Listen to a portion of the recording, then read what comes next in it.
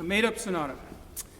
Thoughts or questions about this process? And this is really rather different harmonic language, textural language, rhetorical language. Yeah, go ahead.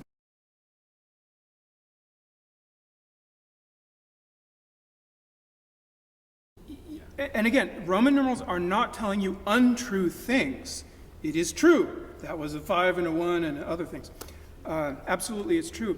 And they are, where I find them most useful is short-term modulations like I'm going to the key area of 6.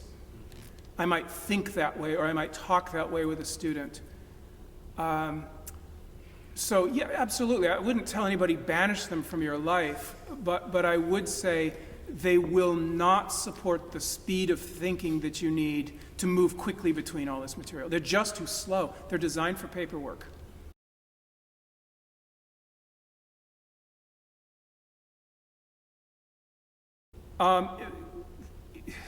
Okay. Some of the formulas you have to, if you're going to do them in every key spontaneously in front of an audience and, claim to be legitimate, they have to be so internalized that you can summon them with a single mental syllable, like a cadential formula in E flat major. Okay, it's almost like a single hand sign or something. It has to be so fast that the idea of describing it all in terms of Roman numerals or in terms of stages is just too slow. And it doesn't matter what you call them. The problem comes when you go, okay, 2, 5, 1. Now where's 2 again? What key am I in and where's 2? It's too slow. You're already lost. It has to be instantaneous. So whatever sort of shorthand works is what's most helpful. And that's why, the deliberative quality of Roman numerals where it's got inversions and it's a 5 of, and then you have to untangle it. It just doesn't work.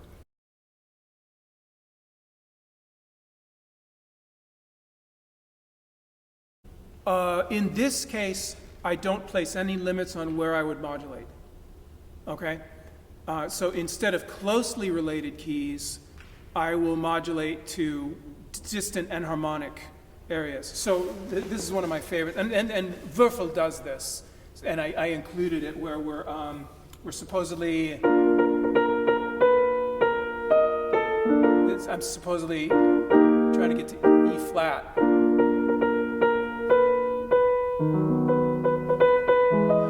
It's really cool. Now it's in B major, okay, and it's an enharmonic common tone move. Because this is the dominant of E flat and the flat 9. And I get it, what I do is I have to get it in your ear enough that you like it. So if I just go like this, see, it doesn't make any sense, right? Everyone goes, what? Was that Hindemith? What are you doing? But if you go like this,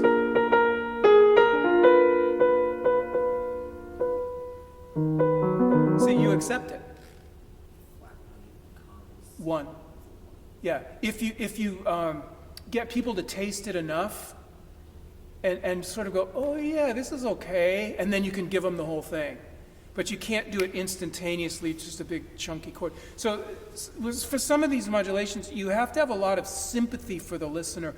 What is it like? Are they understanding? What are they hearing? Where are they? Are they ready for this weird modulation? So that you don't leave them behind. So the modulations are very, very free. Like when I did this last thing in the development, which was a tied bass motion, by the way. So I think I started in F minor, and then I'm using these and just modulating very quickly. Now we're in B flat minor.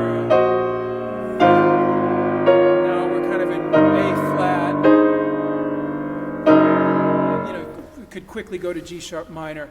It's meant to be very unstable and tense and almost sound like Schumann losing his mind a little bit. And so in this style that works. In an 18th century style I wouldn't go nearly as far. But here it's part of the drama. The storm, l'orage, how far will it go? So harmonically, very, very free. I end the exposition in the parallel, or the relative major. So the piece is in C minor, and here. And then this is actually quite traditional. Go straight to the minor to start the development. Mozart will do that. Okay, so that's not really a radical move. But once I get there, I'm going to do a tonic dominant thing to reinforce this key. So I'll go all that business. Do that a few times. So now E flat minor is really in your ear. Once that's in your ear, now I can start going somewhere.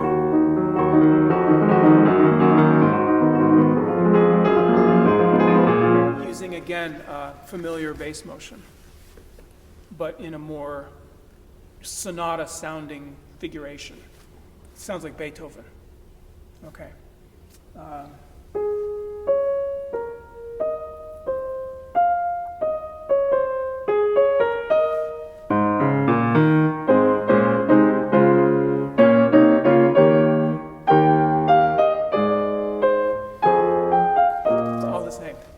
All the same bass motion, okay? But sounds so different.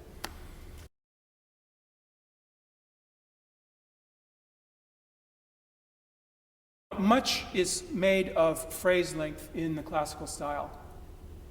Mozart sonatas, for example, 4, 4, 8, 4, 8, 4, 8. That's true for the main themes.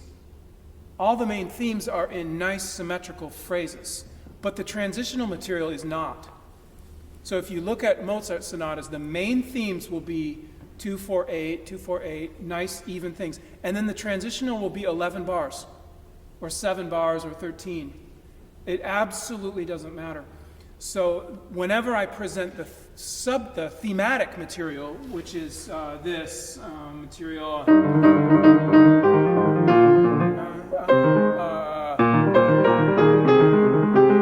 that's going to be an even number of bars. But then if I want to do some kind of chromatic transition, I don't count the bars, because historically it doesn't matter how many there are. So the themes will give you the regular phrase structure that you want to have. So no, you actually don't have to count bars, fortunately.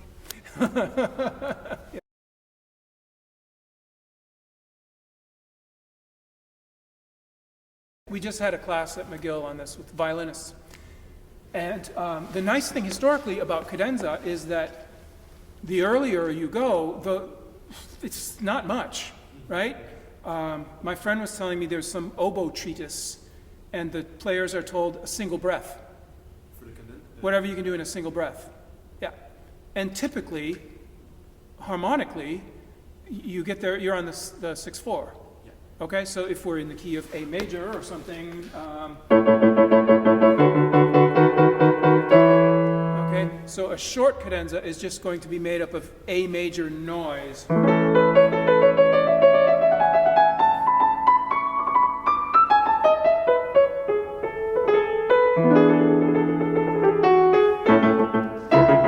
Etc. Okay, so that would be an earlier style, Haydn. Or some kind of vocal thing in Handel, or something of that period. And then you can kind of build on it and add one thing at a time. Like when you expand your sets of toys. Originally you just have the action figure, and then you get the car, and then you get the fort, and then you get the bad guys, and so on. You can add to your set. And what that would mean is, all right,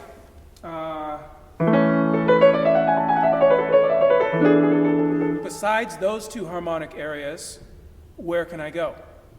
So the obvious one.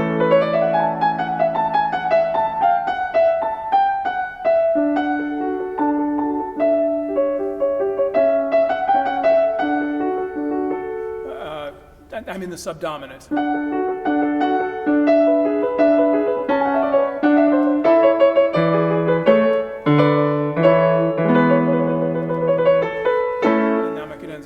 Okay, so I just added a little bit. And then if I want to take it to the next level,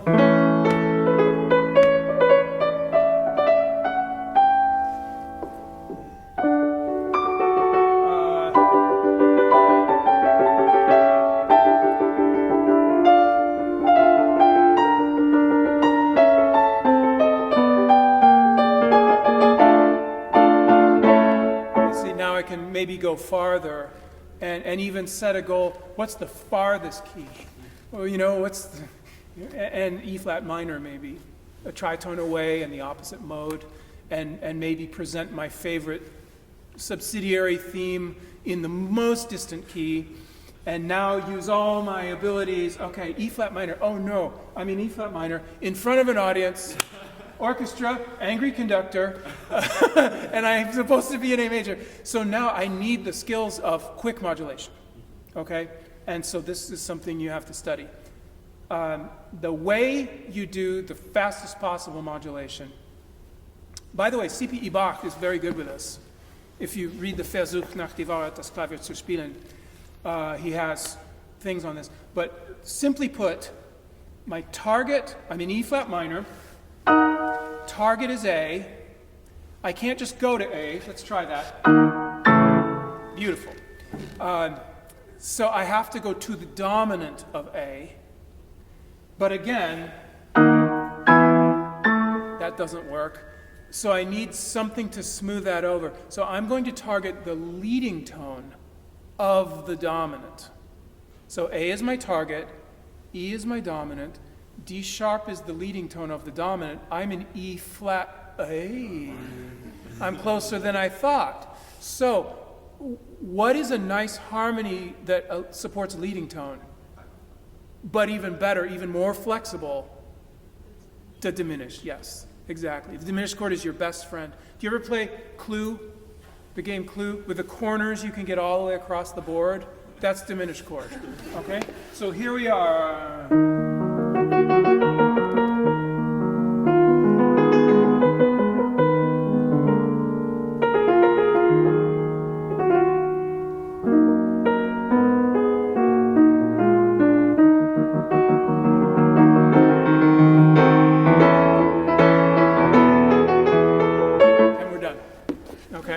And it even sounds cool.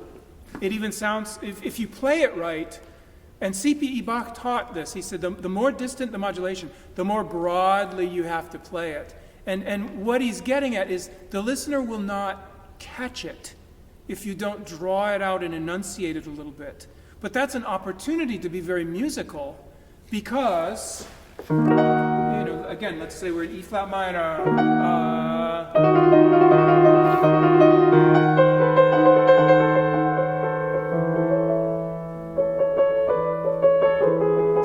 I smooth it over by playing it kind of broadly and making it sound like an important event in the music rather than a desperate moment for the performer, okay? And so you always have to take your most desperate moments and make them sound musically dramatic and inevitable. Professor.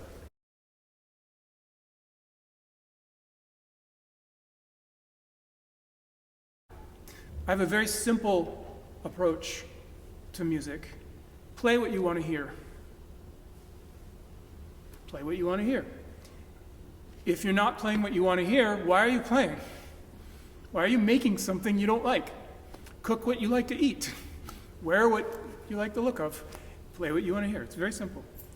And I don't really owe anybody any correctness that isn't interesting to me.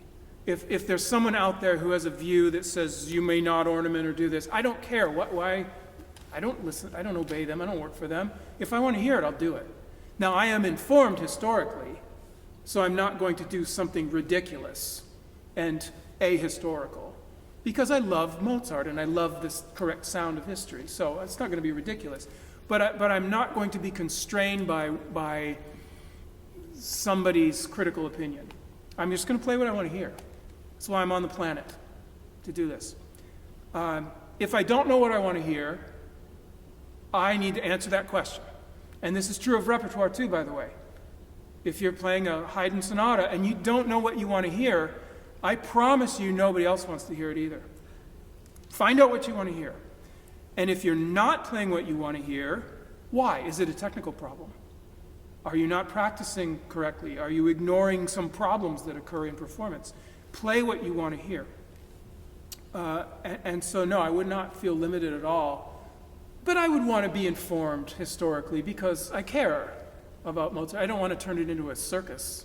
to do something ridiculous. So I think Robert Levin has really shown a way forward there with highly ornamented improvisatory Mozart playing. So yeah, I would feel very, very free to do it. Besides, playing just the Urtext notes, somebody has already played all the Urtext notes, probably better than I ever will. Somebody has. Marta Argerich has, or somebody has. I had a conversation with a student at Royal Northern in England. He's a graduate student, and he's a very good pianist. I said, what are you doing? What are you going to do? What are you training for? He said, well, I play repertoire. I said, okay, what are you going to go out there and do? And he thought a minute, and he said, for me, the best case scenario is that I play exactly the same music as Sokolov, Barenboim, Horowitz, whoever you care to name, but just not as well. And I said, that's probably true. That's probably true. And if you're okay with that, keep doing what you're doing, because that's where it's going. But if you're not okay with that, then you should ask some questions. What do you want? What do you want to hear? What do you want to play? And how are you going to have to train in order to do that? So that's... I like things that are interesting. And what I tell my students is, this is maybe a little bit cruel, but I say, think about a meter, an electronic meter with an arrow. And when you play, the arrow goes back and forth. And right in the middle, it's $0, which means I would stay and listen if it were free. And then over on the good side, it's $1, $2, $10. I would pay $20 to stay here and listen to this. And then on the other side is I would pay $1 if I could leave. I would pay $10 if I could leave. And just record your own playing and listen to it and say, where is this meter? Would you buy a ticket to your own stuff? Is this interesting to you? And I know money is crass, but it is a way of measuring whether you're creating something of value. And it doesn't have to be interesting to everybody, but it does need to be interesting to you. So where's your meter? So those are questions I ask myself. And sometimes the meter goes on the wrong side, and then I go back home and practice and have to figure out what to do. That's a great question.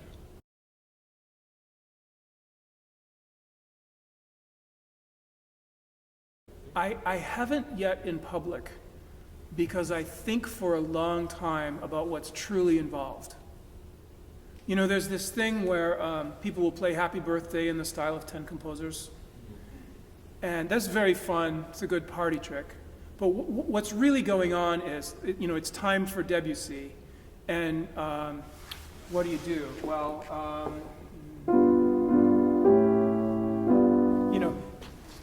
parallel dominant chords that plane up and down, and maybe some whole tone scales, and then one other thing. So 3 tricks. And that one short song will sound like Debussy. Rachmaninoff,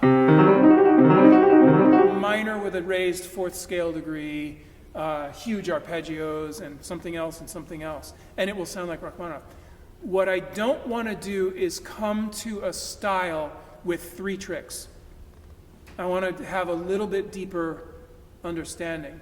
No disrespect to those who can. It's quite impressive to do that. So that's why I'm not in a hurry to say, and now the style of Chopin. Because it took Chopin his whole life to figure out how to sound like Chopin. So I'm not going to do it in a week. I did once play a Russian children's song and did variations in a bunch of styles sort of like that.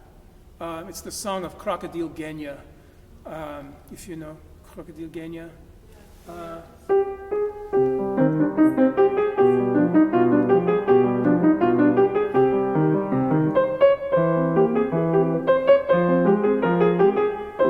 Whatever it is.